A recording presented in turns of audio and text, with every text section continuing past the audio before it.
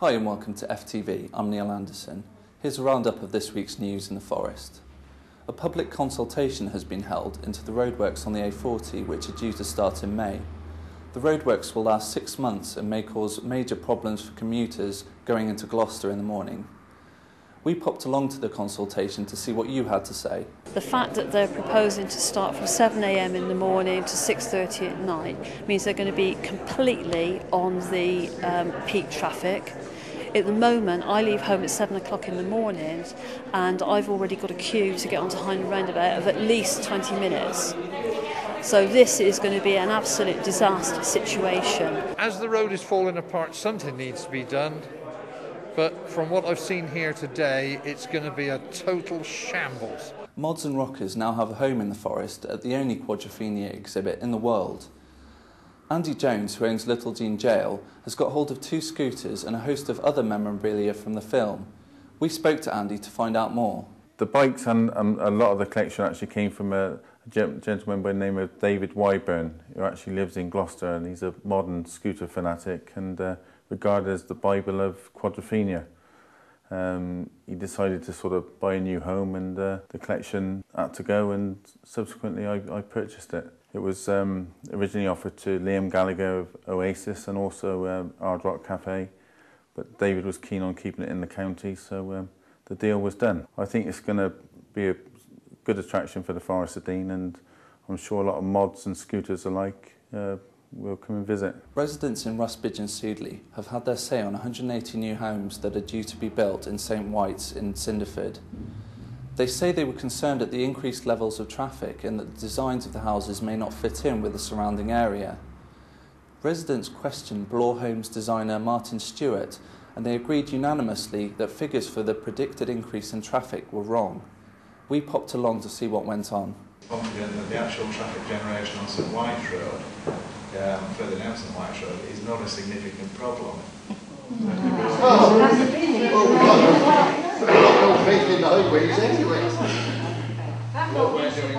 Primary school children have been embroiled in a courtroom drama in this year's mock trial competition. This is the 3rd year the competition has been run, and the winners this year were Steam Mills School.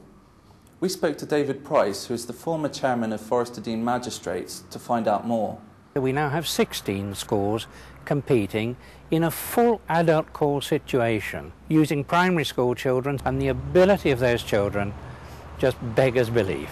Do you plead guilty or not guilty? Not guilty.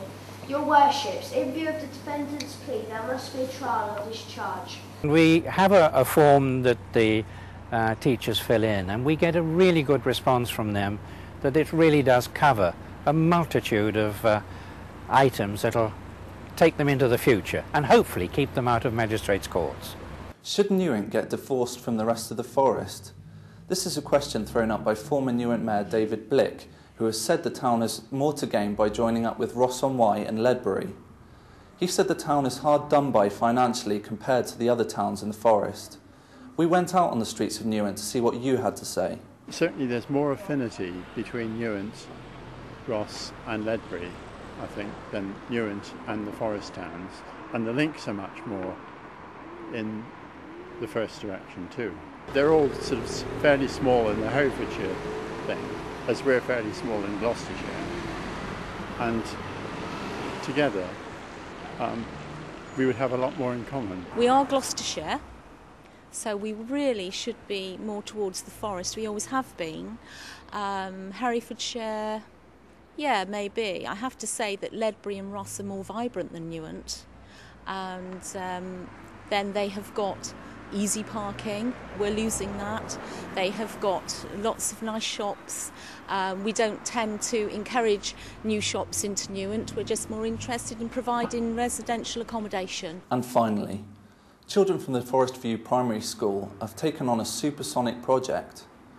They built a model Concorde in preparation for the centenary of the Bristol Aeroplane Company and are hoping other schools will be interested in doing so themselves. We spoke to the school to find out more.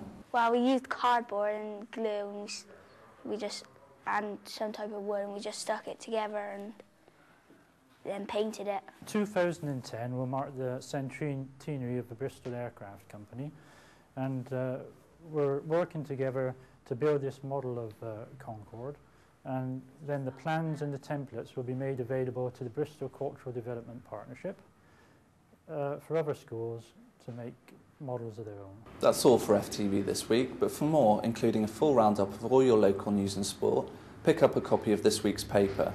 And for your breaking news, visit www.thisisgloucestershire.co.uk. Thanks very much for watching.